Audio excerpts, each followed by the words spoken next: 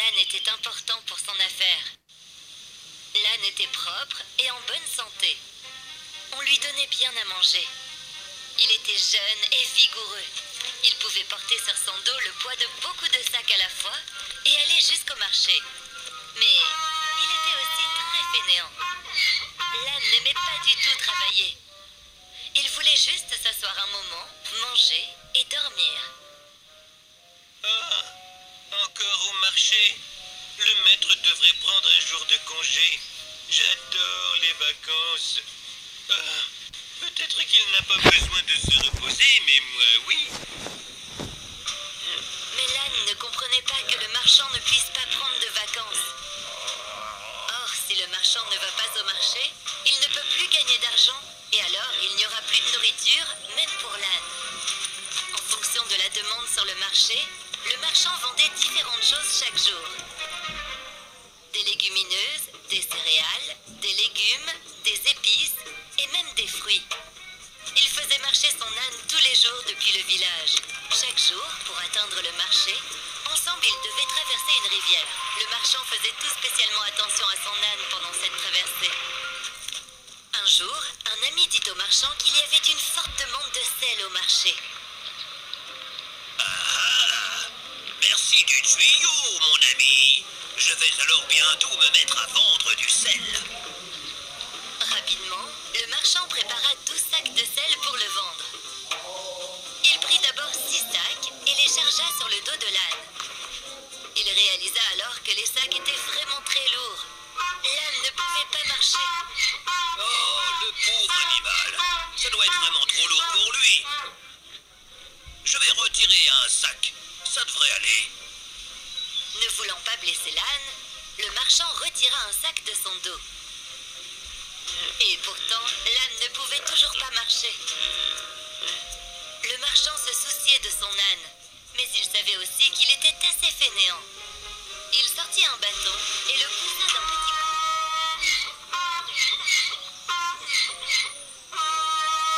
Oh, allez, ne sois pas si fainéant, veux-tu? Tu t'es assez reposé. Nous devons aller au marché.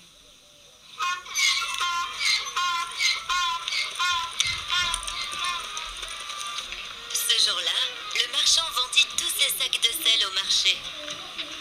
Hey, mon ami avait raison. La demande en sel est vraiment en hausse maintenant. Alors, le marchand se mit à vendre du sel tous les jours.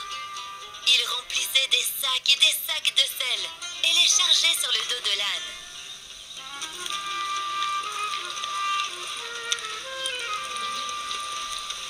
Parfois, l'âne devait porter 5 ou même 6 sacs au marché.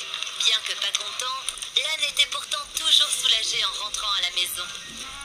En effet, comme le marchand vendait tous ses sacs de sel, il n'avait plus rien à porter sur le chemin du retour. Quelques jours passèrent. Et un jour, le marchand chargea 6 sacs de sel et partit pour le marché. Comme ils atteignaient la rivière, le marchand remarqua que l'eau montait un peu haut. Marchons très prudemment aujourd'hui. Je ne voudrais pas glisser et tomber dans cette eau agitée. Alors qu'ils avaient traversé la moitié de la rivière, soudain l'âne glissa sur la rivière et tomba dans un bruit sourd. Oh non! Oh! Le marchand parvint à tirer l'âne et à lui faire traverser la rivière. L'âne était effrayé et choqué. Et alors, il sentit quelque chose. Tenchu! Les sacs sont toujours sur mon dos. Alors pourquoi mon dos semble si léger? Oh, cette rivière doit avoir des pouvoirs magiques. Tenchu! Tenchu! Ce que l'âne ne savait pas, c'est que la rivière n'avait pas de pouvoir magique. Quand il est tombé, l'eau de la rivière a dissous tout le sel contenu dans les sacs. C'est la raison pour laquelle l'âne ne sentait rien sur son dos. Il n'y avait plus du tout de sel dans les sacs maintenant. Oh! Tous mes efforts sont fichus. Qu'est-ce que je vais vendre maintenant? Grâce au ciel, mon âne n'est pas blessé. Cela ne sert à rien d'aller au marché maintenant. Ok. Autant rentrer à la maison.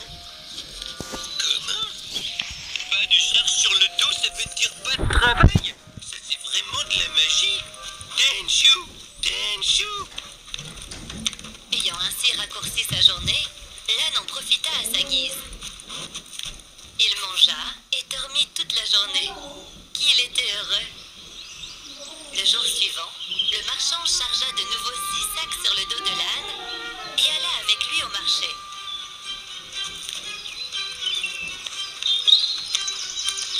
Oh, hier c'était si agréable. Aujourd'hui, je dois encore retourner travailler. Attendez, mais je peux éviter le travail. Je peux alléger le fardeau sur mon dos et rentrer à la maison. Exactement comme hier.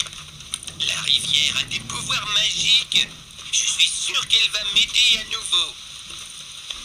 N'ayant pas idée des intentions de l'âne, le marchand se mit en route pour le marché. Alors qu'ils atteignaient la rivière, l'âne prit la tête de la marche. Et avant que le marchand ne puisse l'arrêter, l'âne s'affala au même endroit que là où il était tombé. Oh, que fais-tu, espèce d'idiot? Lève-toi! Mais il était déjà trop tard.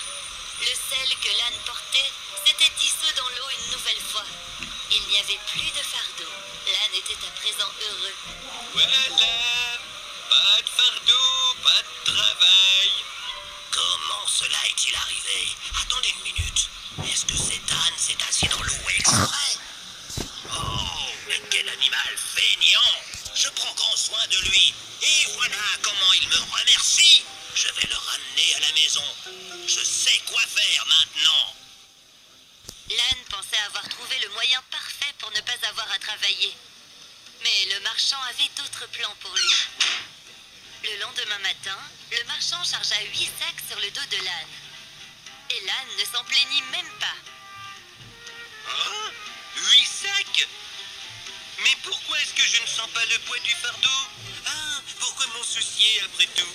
Laissons le mettre sur mon dos autant de sacs qu'il veut. De toute façon, je ne vais pas au marché. Denshu. Le marchand marcha avec l'âne en silence vers la rivière. Ah, voilà mon tour de magie. Alors qu'il traversait la rivière, l'âne glissa encore au même endroit et s'assit dans l'eau. Mais aujourd'hui, le marchand n'aida pas l'âne à se relever. Et comme l'âne tentait de se lever, soudain, Oh non, mon dos. Que se passe-t-il? Pourquoi mon dos pèse-t-il si lourd? Denshu. Ok. le marchand était un homme intelligent. Il savait que l'âne essaierait encore de lui jouer le même tour. Alors cette fois, au lieu de charger du sel sur le dos de l'âne, il chargea du coton. Dès que l'âne s'assit dans l'eau, le coton a absorbé l'eau et il est devenu bien plus lourd. Tu pensais que tu pourrais m'avoir? Maintenant, à toi d'aller jusqu'au marché et de revenir à la maison avec ces 8 sacs. Oh non, Denshu, c'est tellement lourd. Mon dos. L'âne réalisa alors que la rivière n'avait rien de magique de bon fait. Il porta les 8 lourds sacs de coton jusqu'au marché et rentra enfin à la maison.